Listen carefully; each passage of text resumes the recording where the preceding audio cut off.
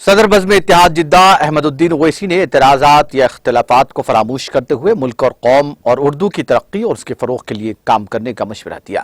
احمد الدین اویسی حیدرآباد کے ماساب ٹینک میں اردو صحافت کے 200 سالہ جشن کے ضمن میں منعقدہ ایک اجلاس سے اپنے صدارتی خطاب میں ان خیالات کا اظہار کر رہے تھے، جس کا اہتمام انٹرنیشنل جرنلسٹ فرٹرنیٹی فورم کی جانب سے کیا گیا تھا۔ انہوں نے کہا کہ اردو صحافت نے نامساعد حالات میں جو خدمات انجام دی ہیں وہ اپنی تاریخ ہے، اور اردو صحافیوں کا کردار اس حوالے سے بڑی اہمیت کا حامل رہا۔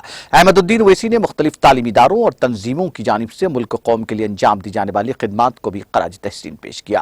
انہوں نے کہا کہ حسد، بغض اور ایک دوسرے کو نیچا دکھانے جیسی کوششیں اگر ہوتی رہی تو پھر پسماندگی اور پستی ہمارا مقدر بنی رہے گی۔ انہوں نے کہا کہ جہاں بھی کسی کی طرف سے کوئی اچھا کام ہو تو اس کی حوصلہ افزائی کی جانی چاہیے۔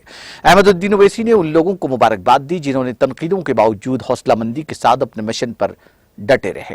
احمد الدین اویسی نے اظہار رائے کی آزادی پر لگائی جانے والی پابندیوں کا حوالہ دیتے ہوئے کہا کہ اس طرح کی پابندیوں کے باوجود بعض صحافی حق گوئی کے اپنے مشن کو جاری رکھے ہوئے ہیں۔ اسلامک اسکالر مولانا حذیفہ غلام محمد وستانوی نے کہا کہ حیدرآباد مسلمانوں کی تہذیب و ثقافت کی اہم یادگار ہے۔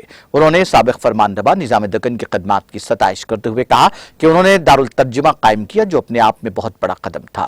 تقریب کا آغاز قرۃ کلام پاک سے ہوا۔ اس موقع پر مختلف NRIs کو ان کے گراں قدر خدمات کے ساتھ ساتھ اردو صحیفہ نگاروں کو ان کی گراں قدر خدمات کے پیش نظر ستائشی توصیف نامے پیش کرتے ہوئے انہیں تہنیت پیش کی گئی۔ اس موقع پر صحافیوں FM سلیم، علی حیدر رضوی، وحید قادری کے علاوہ ایگزیکٹو ایڈیٹر آداب تلنگانہ نعیم غوری کو بھی تہنیت پیش کی گئی۔ ڈاکٹر آصف علی، کنوینر تقریب نے قائد مقدمی تقریر کی۔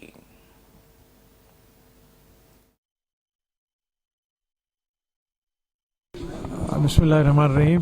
آج کی یہ تقریب جناب ڈاکٹر آصف علی صاحب کے زیر اہتمام منعقد کی گئی تھی۔ مجھے یہ اعزاز بخشا گیا کہ میں اس کی صدارت کروں۔ میں مشکور ہوں اس کا، اور اردو جرنلزم اور اردو کی ترقی کے لیے جو کام آصف علی صاحب اور ان کے احباب کر رہے ہیں اس کو میں قدر کی نظر سے دیکھتا ہوں، اور یہ انشاءاللہ تعالی دعا گو ہوں۔ مدینہ منورہ میں دعا کروں گا میں ضرور کہ یہ تنظیم دن دونے رات چوگنے ترقی کرے، اور میں سب کا، آپ کا بالخصوص اس ٹیلی ویژن کا بھی میں مشکور ہوں، اور انشاءاللہ دعا گو ہوں کہ میں یہ کام کامیابی سے انجام کو پہنچے گا۔ شکریہ۔ ماشاءاللہ حیدرآباد میں اردو زبان کے تعلق سے بیداری ہے، اور یہ تو سبھی جانتے ہیں کہ دارالترجمے کے عنوان سے اردو زبان کی سب سے بڑی خدمت پچھلے 100 سال میں اگر کہیں سے ہوئی ہے تو وہ حیدرآباد سے ہوئی ہے۔ تو اس مناسبت سے حیدرآباد میں اس پروگرام کا منعقد ہونا کہ اردو کے 200 سال اردو صحافت کے ہو رہے ہیں، اور اردو زبان جو الحمدللہ دن بدن ترقی کر رہی ہے، امید ہے کہ اس پروگرام کی وجہ سے مزید اس میں نکھار پیدا ہوگا، اور جس طرح سے ضرورت ہے معاشرے تک کے صحیح معنی میں خبروں کو پہنچانے کا، وہاں تک پہنچنے کی بھی انشاءاللہ کوشش کریں گے۔ جی ماشاءاللہ آج کا پروگرام بہت بہترین رہا اور کامیاب رہا، اور یہ پورا زہرہ ہمارے ڈاکٹر آصف علی صاحب کو جاتا ہے، جو پورے NRIs کو جو سعودی عربیہ سے اور الگ الگ مقام سے جو آئے تھے ان کو فیلیسیٹ بھی کیے، اور ایک اچھی میٹنگ رہی۔ تو اسی طرح کا سلسلہ جیسا ہر سال ہوتا ہے، یہ بار بھی ہوا ہے، اور خاص کر کے 200 سالہ اردو صحافت کا جو جشن کا تیاری جو ریاض میں ہوئی تھی، کوشش ہوئی تھی، اور یہاں پہ بھی ہوا ہے، تو بہت بہت ہماری جانب سے مبارک آپ لوگ کو، جزاک اللہ خیر۔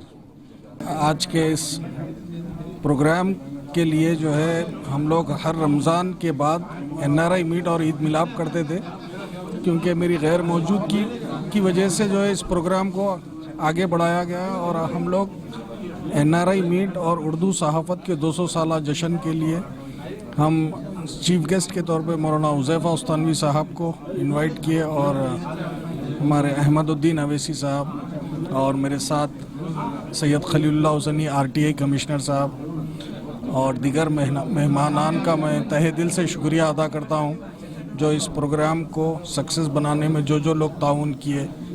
Thank you very much.